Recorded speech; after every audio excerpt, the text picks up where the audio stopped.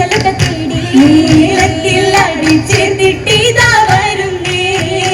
ആയാലും സ്വഹാബറുമുണ്ട് അൻസാർ മുഹാജിറുമുണ്ട് ആയവരൊക്കെ മദീനയിലൊത്തൊരുമിത്തുണ്ടേ.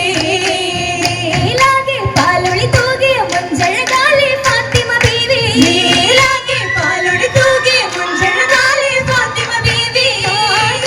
കനവുകളല്ലേ അടിച്ചേർത്തി